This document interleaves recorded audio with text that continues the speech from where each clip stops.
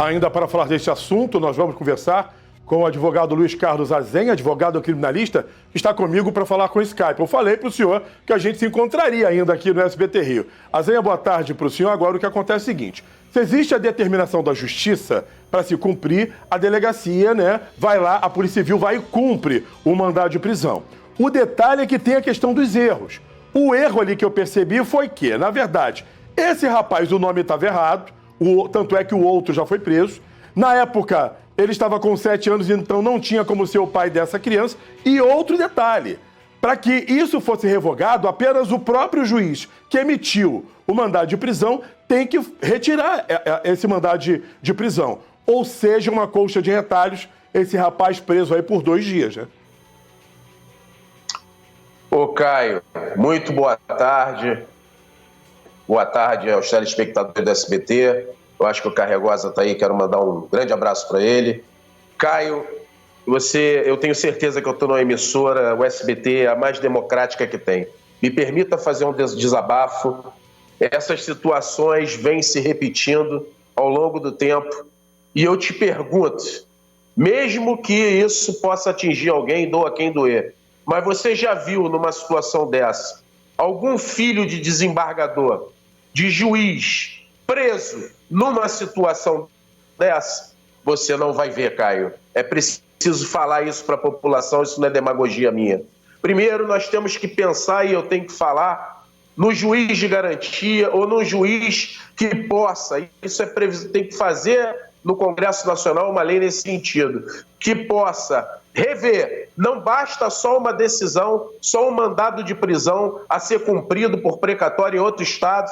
Nós temos que ter, Caio, uma espécie de crivo também do Poder Judiciário para que essas situações, o camarada foi detido ilegalmente, submetido a um presídio que tem apenados de diversos tipos de crime, porque nós não temos, Caio, eu não vou mentir para a população, mesmo que seja a última participação minha aqui, não interessa.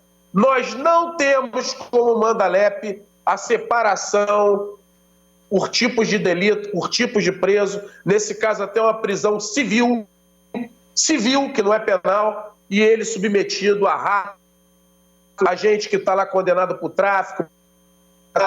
Então, às vezes, Caio, eu vejo as pessoas quererem sair, abandonar o Brasil, amigos meus, empresários, gente da melhor qualidade. Por causa desse tipo de situação, nós não podemos ter uma justiça séria, um sistema sério, com esse tipo de coisa acontecendo. O filho de alguém da alta não passaria por isso. Não passaria. Eu vou trazer para esse bate-papo aqui o Carregosa, sabe, Carregosa, porque o que chama atenção, e aquilo que você me falava anteriormente aqui, por ser algo da vara civil, vocês não têm nada a ver ali da vara criminal, mas houve a determinação do juiz para que a prisão fosse cumprida, e é o que vocês têm que fazer. Exatamente. Só que ali a gente percebeu que o documento estava errado, porque o nome da pessoa não é a mesma pessoa que foi presa. Então, o que acontece? Por incrível que pareça, eu já tive uma história parecida de um irmão de um amigo meu, e também foi de São Paulo. O que está acontecendo, só para o pessoal de casa entender. No Brasil, como grande parte do mundo, você só pode ser preso por crime, ou seja, tanto é que você separa. O que não for crime, você considera cível. Existe uma hipótese só que é permitido de você prender alguém por dívida no Brasil, que seria a pensão alimentícia. Só que isso não passa pelo crivo do sistema criminal, ou seja, não passa por um delegado, não passa por um advogado criminalista, não passa por um promotor de justiça da esfera criminal, nem por um juiz criminal. Isso é feito por uma vara civil. E no caso foi a vara civil, a vara de família, lá de São Bernardo do Campo. O que acontece é o seguinte: quando vem uma ordem, ninguém pode passar por cima de uma outra ordem de um outro ente, tirando os que têm atribuição de revisão. Ou seja, se vem uma ordem de mandado judicial falando prender Caio Alex, RG tal, CPF tal, mãe tal, pai tal, prática do crime tal, ou pensão alimentícia, quem pegar tem que executar essa ordem. Quem pode rever essa ordem? Ou é o próprio juiz, ou alguém que estaria numa instância de revisão da decisão do juiz, que seria, no caso, um desembargador. Então você teria que seguir esses caminhos. Aí o que acontece normalmente quando tem isso? O que você tem que fazer, na verdade, é cumprir a ordem, mas tentar acelerar. Então liga direto lá para a vara lá de São Bernardo, fala assim, o secretário do juiz, ou juiz, tem uma situação, essa pessoa que expediu a ordem, expediu errado. Hoje em dia, caso de homônimo, é raríssimo acontecer, mas você fala raríssimo, mas acabou de acontecer e está sendo noticiado esse caso. e aconteceu em São Paulo. Provavelmente pode estar tendo algum problema em São Paulo que está expedindo mandado com nomes parecidos e com os dados de outra pessoa. Só o detalhe é que não foi a questão de homônimo, porque na reportagem apontava ali que na questão da identidade faltava Vasconcelos, que na verdade o preso tem, e no nome da pessoa que foi presa não tem. E como você falou, nesse documento teria que ter o nome pai, mãe, todo mundo ser igual. E com certeza, Zé, houve um erro porque isso tudo não estava ali igual. E por isso houve esse erro. 2 dias depois ele ganhou a liberdade, né, Zenha? Pois é. É como eu falei, né, na minha fala, é uma prisão civil. Só que essa prisão civil, assim, data máxima velha, ela foi dado cumprimento dela, entrou no sistema penal, no sistema da polícia. Porque quem prendeu foi policial militar. E ainda a vítima dessa prisão ilegal nos fala que quando chegou na delegacia, ainda passou o sufoco.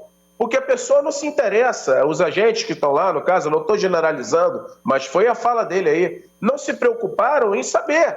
Porque também é função, sim, da autoridade policial, ou das autoridades, os agentes que estão dando cumprimento a esse, entre aspas, suposto mandado, em procurar saber, sim. Porque essa prisão foi absurdamente ilegal. Repito, é uma prisão civil com repercussão na esfera do sistema penitenciário. Ora bolas. Então nós temos que mudar a lei, nós temos que ter recomendações através de portarias também do Poder Executivo, por que não? Através da chefia de Polícia Civil, para que nesses casos seja assim checado.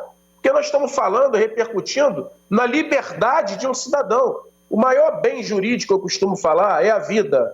E depois é a liberdade. O cidadão privado da sua liberdade, ainda mais nesse caso, ele passa por horrores. O nosso sistema penitenciário, infelizmente, é falido. Esse foi o Dr. Luiz Carlos Azenha, mais uma vez com a gente no SBT Rio. Obrigado pela sua participação. O que o senhor falou aqui foi muito importante para a gente esclarecer esse caso. Ok?